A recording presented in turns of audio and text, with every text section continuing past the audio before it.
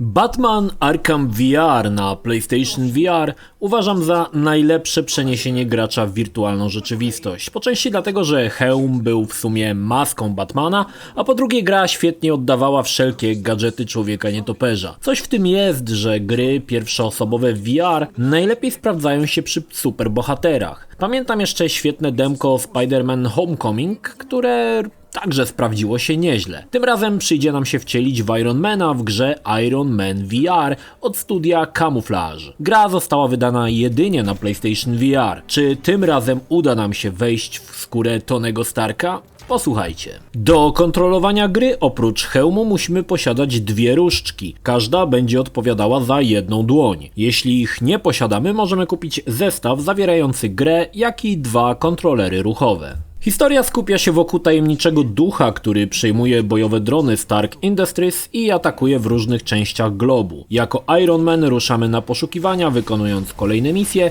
i składając całą układankę do kupy. Przyznam, że historia mnie wciągnęła, bo gra opowiada ją całkiem sprawnie, dawkując strzelanie na przemian z częścią, nazwijmy ją w uproszczeniu, eksploracyjną, gdzie możemy się wcielić w Tony'ego Starka. Intryga ma też swoje zwroty akcji, choć niezbyt są one odkrywcze. W segmentach Tonego Starka możemy zwiedzić rezydencję w Malibu, prowadzimy też dialogi z postaciami, gdzie mamy możliwość wyboru odpowiedzi, która w sumie na nic nie wpływa. Dodano trochę interakcji z obiektami, a to możemy pograć w minigry w postaci rzutów do kosza, popodciągać się na drążku, przejrzeć czasopisma czy tablety leżące w różnych częściach rezydencji. Poruszamy się tutaj przy pomocy teleportu, wskazując odgórnie przydzielone miejsce, gdzie możemy się przenieść. Podobnie jak w Batman Arkham VR. Możemy też odwiedzić zbrojownię, gdzie ulepszymy pancerz, dorzucając nowe typy uzbrojenia, o czym opowiem za chwilę. Możemy również ponownie rozegrać misje, czy wziąć udział w wyzwaniach. Fajnym pomysłem było natomiast umieszczenie zdobytych trofeów w gablotce, gdzie możemy je podejrzeć. Całym mięsem gry jest przywdzianie stroju Ironmana i szybowanie w przestworzach z równoczesną walką z przeciwnikami. Rozwiązano to w zasadzie genialnie.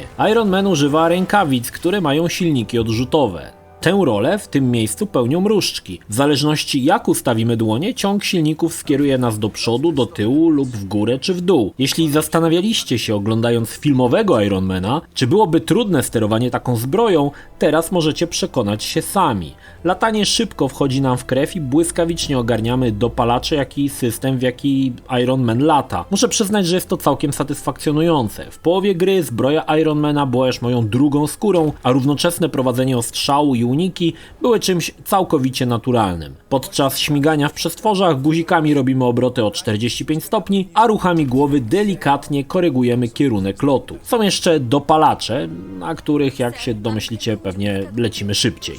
Jeśli chodzi o strzelanie, to również rozwiązano to całkiem naturalnie. Repulsory strzelają, jak ustawimy różdżki pionowo przed sobą, czyli tak jak faktycznie strzela Iron Man z wnętrza dłoni. Jeśli chcemy użyć rakiet umiejscowionych na przedramieniu, wykonujemy całkowicie naturalny ruch, ustawiając różdżkę poziomo w kierunku telewizora. Wtedy też oznaczamy cele i wypuszczamy serię rakiet. Jeśli chcemy użyć po uprzednim naładowaniu Unibeam z piersi Ironmana, odpalamy go, a celownikiem wtedy kierujemy głową. Jest jeszcze piącha, którą ładujemy guzikiem na różdżce, a następnie wykonujemy ruch, jakbyśmy zadawali cios.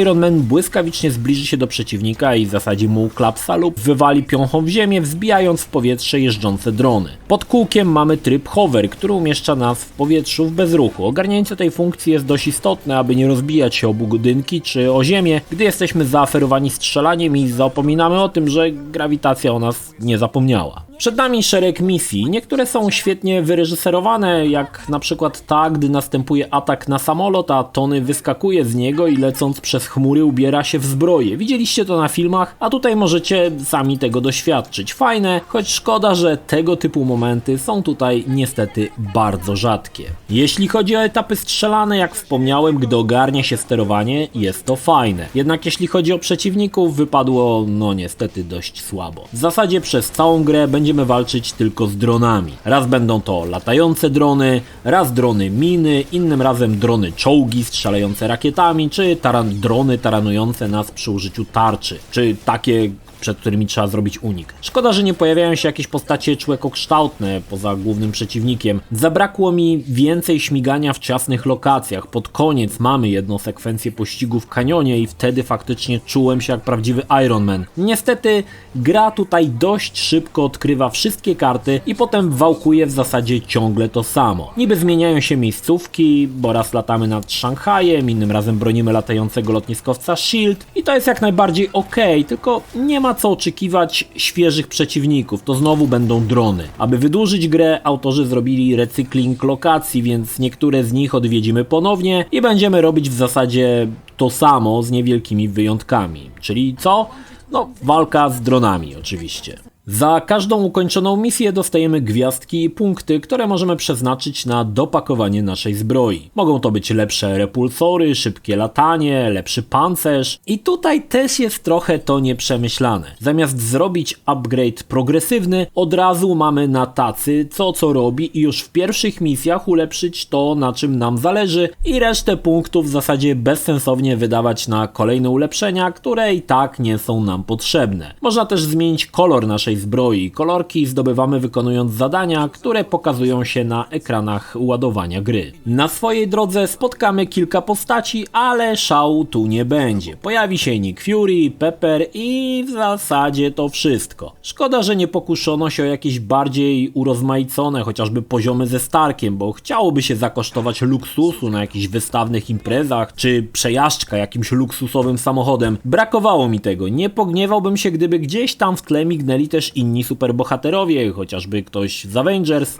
ale niestety tego tutaj nie ma. Jeśli chodzi o oprawę, cóż, segmenty eksploracyjne wyglądają ok.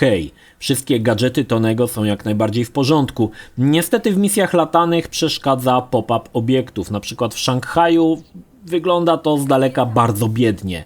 Dopiero podlatując bliżej Ziemi pojawiają się drzewka, jak i coraz więcej detali. Wynika to oczywiście z kompromisu pomiędzy mocą konsoli a utrzymaniem rozsądnej płynności. Fakt, że miasto ma swoje miejsca charakterystyczne, ale patrząc z góry na nie przypomina ono metropolię z pierwszego PlayStation. Choć jak mówiłem to nieraz, uboga grafika jest zupełnie inaczej odbierana w hełmie, bo wielu rzeczy po prostu się nie widzi. Z drugiej strony lotniskowiec S.H.I.E.L.D. wygląda świetnie, a i pod koniec gra daje nam zakosztować jeszcze trochę innych rzeczy, jednak trzeba przyznać, że cierpi na brak miejscówek. Muszę za to pochwalić wykonanie zbroi Ironmana. Na przykład gdy chcemy wystrzelić rakietę, otwiera się wyrzutnia na przedramieniu i możemy ją sobie obejrzeć. Spoglądając w dół widzimy reaktor łukowy. Rewelacyjnie natomiast wypadła inicjalizacja hełmu, gdzie pokazują się po kolei trójwymiarowe ikony. Robi to naprawdę wrażenie.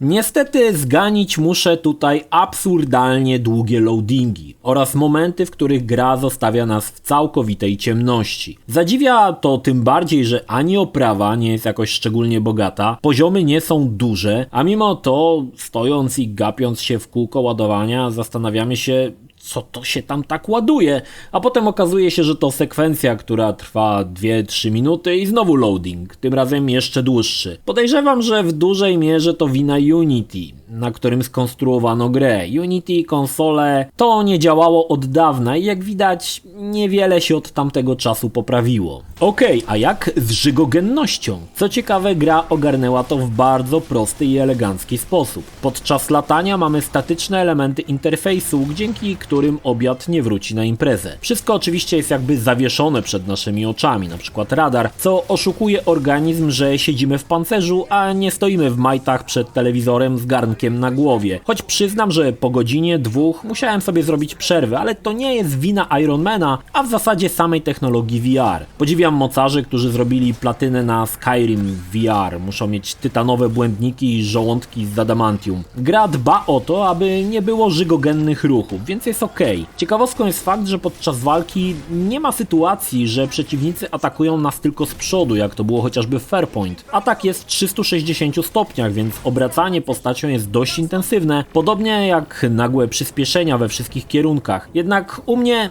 kepsy nadal spokojnie tkwiły w żołądku, co dowodzi, że ogarnięto problem naprawdę dobrze. Gra przyciągnie nas przez 12 chapterów i muszę przyznać, że nie jest to najkrótsza gra, ale też nie najdłuższa. Wydaje mi się, że jej długość jest nieźle dostosowana do hełmu VR. Kiedy zaczyna męczyć, to zbliżamy się już do końca. Możemy później co prawda jeszcze polatać sobie przez kółka na czas, aby zdobyć dodatkowe punkty na ulepszenia. Tutaj muszę przyznać, że trasy są trudne i wymagają doskonałego opanowania latania w zbroi Ironmana. Jednak powiedzmy sobie szczerze, mnie ogarnianie tych rzeczy, czy tam latanie na nowe misje, na więcej gwiazdek, średnio interesowało. Podsumowując, Iron Man VR udał się bardzo dobrze. Można poczuć się jak Iron Man, przemyślane, dobrze zaprojektowane sterowanie, dynamika, kilka fajnych filmowych momentów, choć mogłoby być ich więcej. Lokacje również robią przyjemne wrażenie, chociaż też by się chciało ich więcej. No i na koniec